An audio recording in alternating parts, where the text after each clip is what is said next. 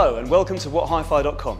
Today we're going to take you through one of the most important aspects of owning a home cinema system, and that's hooking up your multi-channel receiver. Now, if you're new to home cinema, then the receiver is undoubtedly the most daunting part of your whole setup. But the good news is, it's not nearly as hard to operate as it looks. Though it is as difficult to pick up as it looks. That said, this product is in many ways the centre of your system. It contains video and audio processing, is a central hub for all your movie and music sources, and has amplification for multiple channels of surround sound. So let's get it hooked up. So here's the rear panel of an AV receiver. Scary, isn't it? There are more sockets here and you could shake even a big stick at, but never fear, it's actually quite simple. All of these sockets are here for a reason, and while you almost certainly won't be using them all from the start, it's worth having them there for future system expansion. In fact, your receiver's connections can be grouped into 4 categories: video inputs, video outputs, audio inputs, and audio outputs. And once you realise how many of these sockets are essentially just offering you different ways of doing the same thing, you'll get to know your new receiver very quickly. First up, video inputs. There are various video sources you might wish to have in your home cinema system: a DVD player, cable or satellite television, a FreeSat box, or a Blu-ray player. So your receiver offers you a variety of connections to cater for them all. You have composite, S-video, component video, and HDMI. The question here is whether you connect using analog or digital connections. The best quality analog input is the component video input, with S-video and composite video coming lower down in terms of pure picture quality. But if you bought a receiver in the last few years or are thinking of buying one now, then the chances are it'll have at least one HDMI socket. And in today's world of digitization and flat screen TVs, HDMI is the connection we recommend. The point about HDMI is that it allows you to send both video and audio digitally down a single high bandwidth cable. And that means that in the right circumstances, you could ignore almost all the sockets on the back panel here and have just 2 HDMI leads catering to all your input and output requirements. Then there's HDMI switching. A receiver with multiple HDMI inputs is able to switch between various high quality sources.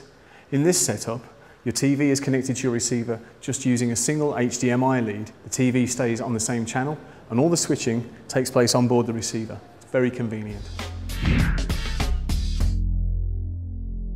Next up, audio connections. Home cinema has come on leaps and bounds recently in terms of audio. Once we just had Dolby Digital and DTS, but now on high-def Blu-ray discs you can get far less compressed soundtracks using the new formats Dolby Digital Plus, Dolby True HD and DTS HD Master Audio. Let's look at the inputs and outputs. The standard way, although not the only way, to connect a DVD player or Blu-ray player to a receiver is using a single digital cable, coaxial or optical. On the other hand, these stereo analog connections are handy if you want to connect older sources, such as a stereo tuner or even a cassette deck, or a CD player where you want to use the player's internal decoding rather than the receiver's processor. In fact, if you have a half-decent CD player, we recommend you connect it to the receiver using these analog connections for best audio performance. Then there are the multi-channel analog inputs. This set of inputs corresponds to each channel of your surround sound system and allows your player to decode, then output, complete surround sound in analog.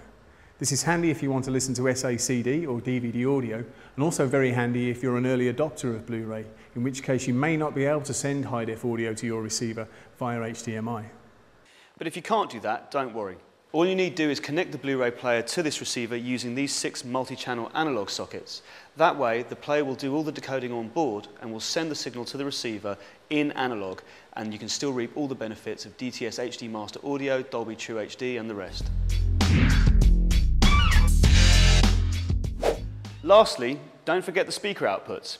These are very easy to connect, but we recommend you use a high-quality cable like this QED Silver Anniversary XT. And remember, a lot of receivers offer you 6 or even 7 channels of sound as opposed to just 5.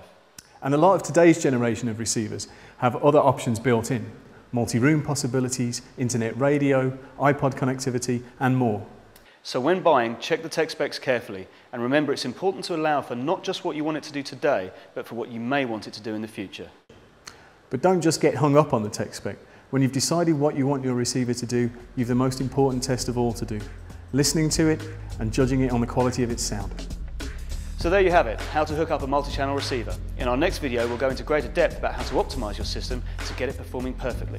So keep checking back with us at whathifi.com, where we'll continue to bring you handy tips on how to get the most out of your TVs, your home cinema and your hi-fi systems.